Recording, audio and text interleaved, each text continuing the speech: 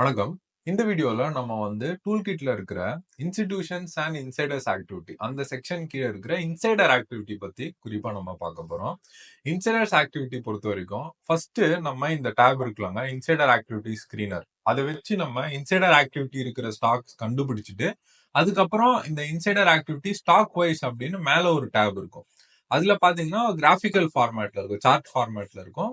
But முதல்ல நம்ம screen பண்ணிட்டு அதுக்கப்புறம் அந்தந்த ஸ்டாக் குள்ள போய் இன்சைடர் ஆக்டிவிட்டி எப்படி இருக்கு அப்படின்றத நம்ம பார்க்க போறோம். முக்கியமா பாத்தீங்கன்னா இன்சைடர் ஆக்டிவிட்டி பொறுத்த வரைக்கும் நீங்க எதெல்லாம் மானிட்டர் பண்ணணும் அப்படிங்கிறது என்டையரா நம்ம இந்த 2 டேப்லயே கேப்சர் பண்ணிருக்கோம். எல்லா பேஜ்லயும் இருக்க மாதிரி இந்த பேஜ்லயும் ஒரு செட் ஆஃப் ஃபில்டர்ஸ் இருக்குங்க. ஃபர்ஸ்ட் பாத்தீங்கன்னா ஃபில்டர் பை ஸ்டாக். ஒரு குறிப்பிட்ட ஸ்டாக் உடைய insider activity day on day எப்படி இருக்கு அப்படின்னு பார்க்கலாம். ஃபார் எக்ஸாம்பிள், இப்போ நான் HDFC பேங்க் மட்டும் கிளிக் பண்றேன்னு வச்சுக்கோங்களேன். இதை கிளிக் பண்ணிட்டு HDFC பேங்க் ஒன்லின்னு நீங்க கிளிக் பண்ணீங்கன்னா அது மட்டும் தான் வரும். இங்க பாத்தீங்கன்னா டேட் வைஸ் உங்களுக்கு வந்துரும். லாஸ்டா பாத்தீங்கன்னா 1 ஆகஸ்ட் அன்னைக்கு ரிங்கு சொமானி அப்படிங்கிறவங்க செல் பண்ணிருக்காங்க. எவ்வளவு வேல்யூக்கு செல் பண்ணிருக்காங்க அப்படிங்கறத நீங்க இங்க பார்க்கலாம். ஸோ டே பை டே உங்களுக்கு வந்துட்டே இருக்கும். இப்போ ரொம்ப நாளா HDFC பேங்க்ல இன்சைடர் செல்லிங் தான் நடந்துட்டு இருக்கு அப்படிங்கிறது உங்களுக்கு தெளிவா புரிஞ்சிடும். அடுத்த ஃபில்டர் பார்ப்போம். இதை நம்ம இப்ப ரீசெட் பண்ணிடுவோம். சரிங்களா?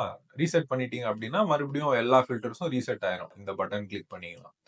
டேட் ரேஞ்ச் பொறுத்த வரைக்கும் எந்த டேட்குள்ள நீங்க இதை பார்க்கணும். ஃபார் எக்ஸாம்பிள், திஸ் இயர் அப்படின்னு போட்டோம்னா இந்த வருஷத்துடைய ஜனவரி 1 இருந்து ஆகஸ்ட் 5 வரைக்கும் நம்ம பார்க்கலாம். அந்த டேட்டுக்கு உள்ள நடந்த இன்சைடர் ட்ரேட்ஸ் நீங்க பார்க்கலாம். உங்களுக்கு வேணும்னா லாஸ்ட் வீக் வேணும் அப்படின்னா லாஸ்ட் 7 டேஸ் அதை நீங்க போட்டீங்க அப்படின்னா அந்த லாஸ்ட் 7 டேஸ் மட்டும் உங்களுக்கு வந்துரும். ஸோ 30th ஜூலைல இருந்து 5th ஆகஸ்ட் வரைக்கும் நமக்கு இங்க டேட்டா இருக்கு. ஸோ ரீசெண்டா எந்தெந்த ஸ்டாக்ல இன்சைடர் ட்ரேட் இருந்திருக்கு அப்படிங்கறத நீங்க இங்க பாத்துக்கலாம். இதை மறுபடியும் ரீசெட் பண்ணிடுவோம். அடுத்து பாத்தீங்கன்னா இன்சைடர் ரோல். இன்சைடர் ரோல்ல promoter group, promoters, managing director, promoters, key managerial personnel, immediate relative, employees, director, இந்த மாதிரி ஒவ்வொரு கேட்டகரி இருக்கும்.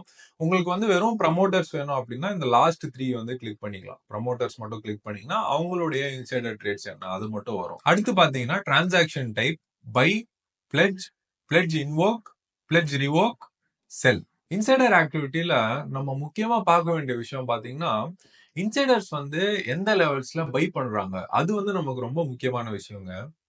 செல் பண்றது ரொம்ப முக்கியமான விஷயம் கிடையாது. ஏன் அப்படின்னு நான் சொல்றேன்னா, சில பேர் அவங்க ஸ்டாக்ஸ் நல்ல ஒரு அப் மூவ் குடுத்துருச்சுன்னு வைங்களேன், வேற ஏதாவது ஒரு பர்ப்பஸ்க்காக கூட அந்த ஸ்டாக் அவங்க செல் பண்ணுவாங்க. இன்சைடர்ஸ் எப்படின்னா, இப்ப சப்போஸ் அவங்களுக்கு ஒரு வீடு வாங்கணும்.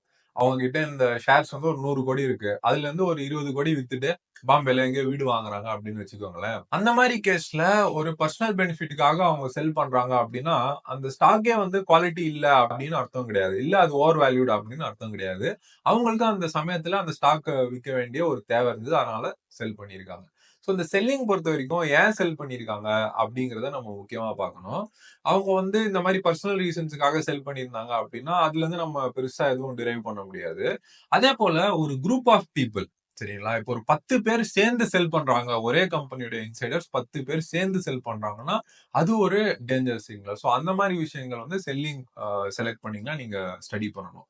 பையிங் பொறுத்த வரைக்கும் ஒரே ரீசன் தாங்க. ஒரு இன்சைடர் ஒரு ஸ்டாக்க பை பண்றாங்க அப்படின்னா, அதுக்கு அந்த ஸ்டாக் நல்ல குவாலிட்டியா இருக்கு, இல்ல ரொம்ப அண்டர் வேல்யூடா இருக்கு அப்படிங்கிறது தான் அர்த்தம். ஸோ பையிங் மேல நம்ம நிறைய ஃபோக்கஸ் பண்ணணும். பிளெட்ஜ் பொறுத்த வரைக்கும் நீங்க பாத்தீங்கன்னா, எந்தெந்த ப்ரமோட்டர்ஸ்லாம் எவ்வளவு ஹெவியா பிளெட்ஜ் பண்ணியிருக்காங்க, எதுக்கு பிளெட்ஜ் பண்ணியிருக்காங்க, அந்த காச எதுக்கு யூஸ் பண்ண போறாங்க. ஸோ அதெல்லாம் நம்ம கொஞ்சம் ஸ்டடி பண்ணலாம் பிளெட்ஜ பொறுத்த வரைக்கும். அடுத்து பாத்தீங்க அப்படின்னா, ட்ரேட் வேல்யூ இருக்கும். ஸோ ஹை வேல்யூ ட்ரேட்ஸ் மட்டும் உங்களுக்கு வேணும். எனக்கு பாசிட்டிவ் ஒரு 1 crore மேல பை பண்ணியிருக்காங்க. அந்த மாதிரி இன்சைடர் ட்ரேட்ஸ்லாம் எதுன்னா, நீங்க லோவர் லிமிட் 1 crore போட்டீங்க அப்படின்னா, 1 crore மேல இருக்கிற இன்சைடர் ட்ரேட்ஸ் மட்டும் உங்களுக்கு இந்த டேபிள்ல வரும். ஸோ இப்போ நான் இதை ரீசெட் பண்றேன்.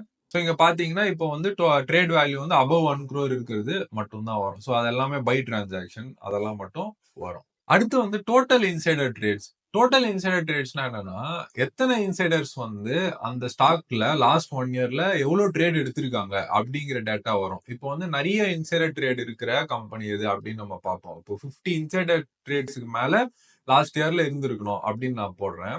ஸோ இங்க பாத்தீங்கன்னா டோட்டல் இன்சைடர் ட்ரேட்ஸ் 53. இந்த 20 மைக்ரான்ஸ் அப்படிங்கிற கம்பெனில 53 தடவை இன்சைடர் ட்ரேடிங் நடந்திருக்கு அப்படிங்கறத நம்ம தெரிஞ்சுக்கலாம். இதை எப்படி யூஸ் பண்றது அப்படின்னு நான் சொல்றேன். இந்த டோட்டல் இன்சைடர் ட்ரேட்ஸ். பட் இது என்ன எதை குறிக்குது அப்படின்னா, ரீசெண்டா வந்து இந்த ஸ்டாக்ல எவ்வளவு ட்ரேட்ஸ் இன்சைடர் ட்ரேட்ஸ் நடந்திருக்கு அப்படிங்கறத குறிக்குது. அடுத்து பாத்தீங்கன்னா stocks only bought by insiders. அதாவது லாஸ்ட் 1 இயர்ல இன்சைடர்ஸ் வந்து இந்த ஸ்டாக்கை பை மட்டும் தான் பண்ணிருக்காங்க. ஒரு இன்சைடர் கூட இந்த ஸ்டாக்கை செல் பண்ணலாம். அந்த ஸ்டாக்கோட லிஸ்ட் எல்லாம் எது எஸ் அப்படின்னு போட்டீங்கன்னா வெறும் இன்சைடர் பையிங் இருக்கிற லிஸ்ட் மட்டும் வரும். அதே போல stocks only sold by insiders அப்படின்னு நீங்க போட்டு எஸ் கிளிக் பண்ணீங்க அப்படின்னா எந்தெந்த ஸ்டாக்ல வந்து வெறும் இன்சைடர் செல்லிங் மட்டும் தான் இருந்திருக்கு, ஒரு இன்சைடர் கூட அந்த ஸ்டாக்கை பை பண்ணல, செல் மட்டும் தான் பண்றாங்க, அந்த ஸ்டாக்குடைய லிஸ்ட் வரும். ஃபைனலா last filter aggregate buying selling இந்த லாஸ்ட் 1 இயர். மொத்தமா இன்சைடர்ஸ் வந்து எவ்வளவு கோடிக்கு நெட்டா வாங்கியிருக்காங்க வித்திருக்காங்க அப்படிங்கிற டேட்டா இங்க வரும். இப்போ எனக்கு வந்து இன்சைடர்ஸ் மொத்தமா வந்து அட்லீஸ்ட் ஒரு 10 கோடிக்கு மேல இந்த ஸ்டாக்கை வாங்கியிருக்கணும், மினிமம் 10 crores அப்படின்னு போட்டோம்னா எனக்கு ஒரு லிஸ்ட் வருங்க. இப்போ ஃபார் எக்ஸாம்பிள் நான் இது என்ன போறேன்னா ஆகஸ்ட் மாசம் மட்டும் எனக்கு வந்து இன்சைடர்ஸ் அக்ரிகேட்டா 10 கோடிக்கு மேல யாரும் வாங்கியிருக்காங்களான்னு பாத்தீங்கன்னா யாருமே இல்ல, ஆகஸ்ட் மாசத்துல இல்ல. இப்ப நம்ம வந்து கொஞ்சம் ஜூலை மந்த் போவோம். ஜூலை அப்படின்னு பாத்தீங்கன்னா அக்ரிகேட்டா லாஸ்ட் 1 இயர் இன்சைடர்ஸ் வந்து எந்தெந்த ஸ்டாக்லாம் வாங்கியிருக்காங்க அப்படின்ற லிஸ்ட் உங்களுக்கு வந்துடும். இதை வந்து நீங்க இங்க கிளிக் பண்ணீங்க அப்படின்னா அது ரிவர்ஸ் ஆர்டர்ல ஸ்டார்ட் ஆகும். ஸோ இதை பாத்தீங்கன்னா எல்ஜி எக்யூப்மெண்ட்ஸ் இருக்கு, அதுல வந்து ப்ரமோட்டர் பை பண்ணிருக்காங்க 750 கோடி, மொத்தம் இன்சைடர் ட்ரேட் வந்து 15 ட்ரேட். சோபால வந்து இன்சைடர்ஸ் 26 ட்ரேட் எடுத்திருக்காங்க, மொத்தம் 566 கோடி. அதே போல JSW energy, HCL technologies, HCL டெக்னாலஜிஸ்லயும் பாத்தீங்கன்னா இன்சைடர் 178 கோடி பை தான் பண்ணிருக்காங்க நெட்டா. ஸோ இந்த மாதிரி டேட்டா பாயிண்ட்ஸ் வந்து உங்களுக்கு கிடைச்சிரும் இந்த aggregate buying and selling and மற்ற ஃபில்டர்ஸ்லாம் அப்ளை பண்ணிக்கணும். இதுலயும் பாத்தீங்கன்னா இன்சைடர்ஸ் வந்து வெறும் அந்த ஸ்டாக்கை வாங்கியிருக்கணும், ஒரு இன்சைடர் கூட வித்திருக்கவே கூடாது அப்படின்னு என்ன ஸ்டாக்லாம் இருக்குன்னு பாத்தீங்கன்னா Balu Forge, Hubtown, SRM contractors, EMPDR. So இந்த மாதிரி ஸ்டாக்ஸ்லாம் நீங்க ஃபில்டர் பண்ணிக்கலாம். இப்போ நம்ம இன்சைடர்ஸ் வந்து வெறும்னே பை பண்ண ஸ்டாக்ஸ் மட்டும் எடுப்போம். ஓகே, இங்க எஸ் நான் போடுறேன், stocks only buy bought by insiders. அதுலயும் அக்ரிகேட் பையிங் செல்லிங் வந்து ஹையஸ்டா இருந்தது எது அப்படின்னு பாத்தீங்கன்னா அதானி எனர்ஜி, ஐஎஃப்சிஐ, அதுக்கப்புறம் டைடு வாட்டர் கம்பெனி, இதெல்லாம் இருக்கு. நம்ம என்ன பண்ணுவோம், இந்த டைடு வாட்டருடைய கிராஃப் போய் பார்ப்போம். அதுக்கு நம்ம என்ன பண்ணணும், முன்னாடி இருக்கிற டேபுக்கு போகணும். அது ஆல்ரெடி நான் ஓப்பன்ல வச்சிருக்கேன். ஸோ நம்ம என்ன பண்ணுவோம்னா டைடு வாட்டர் அப்படின்னு போடுவோம். இங்க இந்த டேபுக்கு போயிட்டு insider activity stock wise tab போயிட்டு டைடு வாட்டர். இந்த பேஜ் மட்டும் கொஞ்சம் டைம் எடுக்குங்க லோட் ஆகிறதுக்கு, ஏன்னா இதுல வந்து நிறைய டேபிள்ஸோடைய மேப்பிங் இருக்கு. ஸோ அதை நீங்க வந்து கொஞ்சம் பொறுமையா தான் இருக்கணும். இதுல பாத்தீங்கன்னா உங்களுக்கு வந்து இது ஒரு சார்ட் ஃபார்மேட்ல வந்துருச்சு. பிரைஸ் வந்து எங்க இருந்து எங்க போச்சு, போன வருஷம் பாத்தீங்கன்னா 867 ரூபாயில இருந்து இப்ப எங்க இருக்கு, 2500 ரூபா இருக்கு. இந்த ஃபேஸ்ல பாத்தீங்கன்னா இன்சைடர் இங்க பை பண்ணிருக்காங்க, இங்கேயும் பை பண்ணிருக்காங்க. இப்போ அதுக்கு முன்னாடி நம்ம ஏற்கனவே institutional spikes, stock wise institutional activity எல்லாம் நம்ம பார்த்தோம். சோ அந்த டேப்ஸ பாத்தீங்கன்னா இன்ஸ்டிடியூஷன்ஸ் வந்து எங்க இந்த ஸ்டாக் வாங்கியிருக்காங்க அந்த டேட்டாவும் கிடைக்கும், இன்சைடர்ஸ் எங்க வாங்கியிருக்காங்க அந்த டேட்டா இங்க இருக்கு உங்களுக்கு. அதனால இது எல்லாத்தையும் ஒரே டேப்ல வச்சிருக்கேன், இன்ஸ்டிடியூஷன்ஸ் அண்ட் இன்சைடர்ஸ் ஆக்டிவிட்டி அப்படின்னு. ஸோ ரெண்டுத்தையும் நீங்க வந்து இந்த 4 டேப்ல ஃபுல்லா ஸ்டடி பண்ணிடலாம். இதுல பாத்தீங்கன்னா பை வேல்யூ 192 crores, மேல இருந்து இன்னி வரைக்கும் பை வேல்யூ 192 crores, எந்த இடத்துல பை பண்ணிருக்காங்க, பிரைஸ் எப்படி மூவ் ஆயிருக்கு, இதெல்லாம் உங்களுக்கு வந்துடும். ஆனா இதே நம்ம எப்படி அரைவ் பண்ணோம், இன்சைடர் ஆக்டிவிட்டி ஸ்கிரீனர்ல இருந்து தான் நம்ம இந்த டேபுக்கே வந்தோம். ஸோ முதல்ல இதை யூஸ் பண்ணி ஸ்டாக் வந்து எப்படி மூவ் ஆயிருக்கு, இன்சைடர்ஸ் வந்து எப்படி பை பண்ணிருக்காங்கன்னு கண்டுபிடிச்சிட்டு அதுக்கப்புறம் அதோடைய கிராஃப் போய் பாத்தீங்கன்னா உங்களுக்கு தெளிவா ஒரு ஐடியா கிடைக்கும். அதே போல அதானி எனர்ஜி சொல்யூஷன்ஸ் பாத்தீங்க அப்படின்னா அதோடைய கிராஃப் நம்ம போவோம். இங்க நான் போயிட்டு அதானி எனர்ஜி சொல்யூஷன்ஸ் இதை நம்ம கிளிக் பண்ணோம் அப்படின்னா இன்சைடர் ஆக்டிவிட்டி பெரும்பாலும் பாத்தீங்கன்னா பையிங் சைட்ல இருந்திருக்கு. அதுவும் வந்து ஸ்பெஷலி பட்ஜெட்டை சுத்தி நடந்திருக்கு. ஸோ அந்த ஏரியால தான் இன்சைடர் ஆக்டிவிட்டி ஏதோ பெருசா நடந்திருக்கு.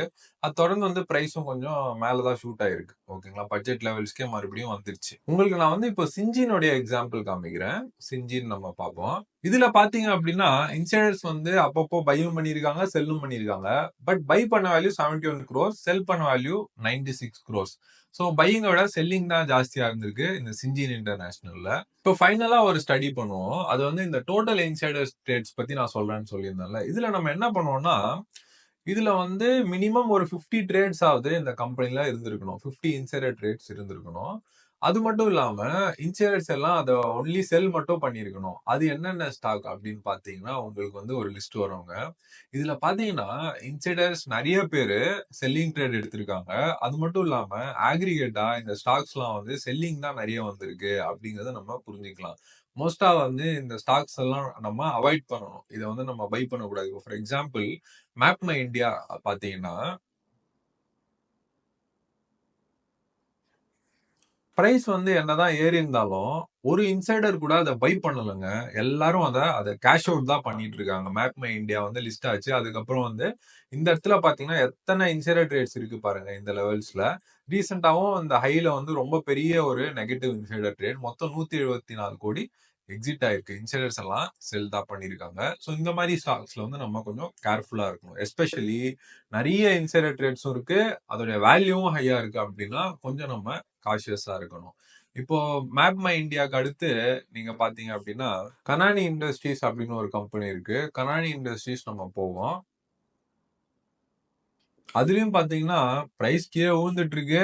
இன்சைடர்ஸும் வந்து உழ உழ எக்ஸிட் தான் ஆயிட்டு இருக்காங்க. அது இருக்கிறதாவது நமக்கு மிஞ்சாதா அப்படின்னு வந்து எக்ஸிட் ஆயிட்டு தான் இருக்காங்க. ஸோ இதெல்லாம் வந்து கிளியரா நம்ம அவாய்ட் பண்ணக்கூடிய ஸ்டாக்ஸ். ஸோ இந்த மாரி நீங்க இன்சைடர் ஆக்டிவிட்டீஸ் ஸ்கிரீனர் மூலியமா ஃபர்ஸ்ட் ஸ்கிரீன் பண்ணிட்டு, அதுக்கப்புறம் அந்த ஸ்டாக்குடைய சார்ட்டுக்கு உள்ள போய் அங்க என்ன நடக்குது அப்படிங்கிறத நீங்க பார்த்துக்கலாம்.